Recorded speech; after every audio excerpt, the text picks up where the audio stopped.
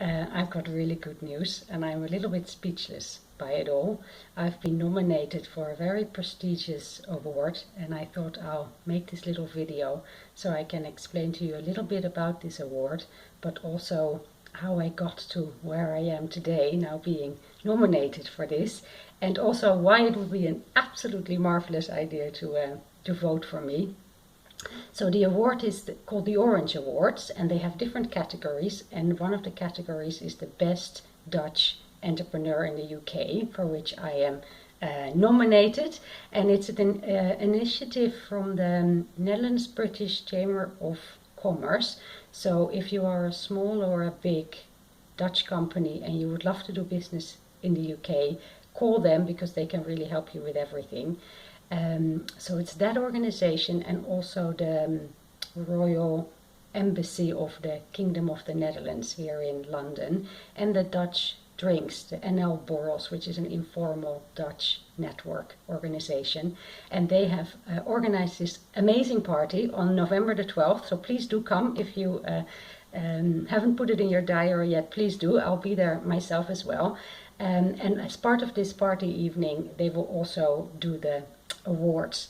And the awards is 50% from a public vote, so that's where you come in, and 50% by a professional jury made of prominent people of the Dutch community here in the United Kingdom. So maybe I can tell you in a little nutshell a little bit of how I got to where I am today, so you can decide if you'd like to honor me by voting for me. So my story kind of started here. This is Boda. It is a place in Nepal. It's very well known for Tibetan Buddhist people. They come here as a famous pilgrimage site, and I was lucky in 2006, 2007, I studied Buddhism here in this place, and I was sitting right there. This thing is absolutely massive. You can see the houses here. It's massive. And I was sitting right there thinking about my life and actually realizing that what Judith had done for me is what I also wanted to do for others. So who's Judith? She was my coach when I was working for Heineken, the Netherlands' biggest beer company, and I was really going through a bit of a rough time there. I was a little bit out of my depth, how to deal with certain things, and I reached out, and she came into my life to help me.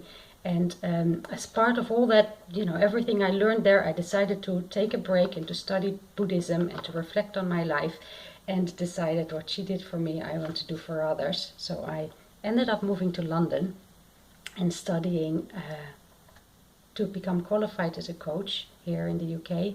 And also after that, I studied for 5 years part-time to be a psychotherapist. And I started to build my own practice. I got my first clients, and I did a lot of volunteering as well. I worked for Wormwood Scrubs for about 1.5 years part-time. It's the biggest male prison here in London. It was very tough, but what I learned is that whatever you tell me, you can't rock my boat anymore, because I found solidity inside and safety inside of me. And what else did I do? I worked for a charity where people paid me £5 an hour, and I did some amazing work with these people. I landed my first contract. I worked with an organization that gave me 182 of their clients to work on their motivation and their confidence, and that was amazing. I think that's when I really started to realize that this enterprise that I started could also become financially, not only emotionally a success, but also financially a success. And I worked a lot with a company in the Netherlands called Twee of Meer. We did amazing things at ING Bank.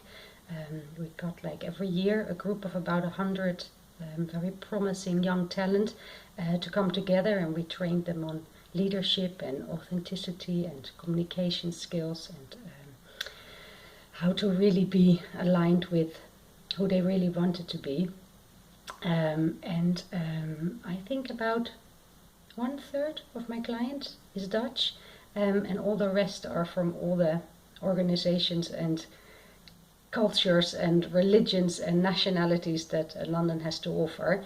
And the Dutch people come to me and they usually say a few things. They say that they have the feeling that I understand them a bit better, because me too, of course, have left home, have left Holland and started completely from scratch here. And I speak the language, which, even though your English might be absolutely brilliant, it's actually quite nice to be able to speak in your own language when it's about stuff that really matters to you. And also, I think I find it really rewarding to create a place for people that aren't home. If there are small challenges in life or really big vulnerable challenges happening in your life, or if you just want to learn and to grow, it's different not being around your own support network and being here. Even though it's only a short flight, it's still a big ocean in between, and it can feel very far away and quite isolating sometimes. And then I really, really appreciate being able to create a little bit of a home away from home for the Dutch community here. Luckily, there are also the majority of Dutch people here just having an amazing time. So please continue to do so if that's you. And come to the Dutch drinks. I was a committee member for about 5 years. It's really nice to get to know some other Dutch people here if you're interested in that. Or the Dutch city lunches. It's more of a business network where I was a committee member for 4 years. Let's see what is left to say. I think a big thank you. I would have never, ever be where I am today if it wasn't for a lot of very, very special people in my life. I worked hard myself, but I couldn't have done it without you all. So thank you.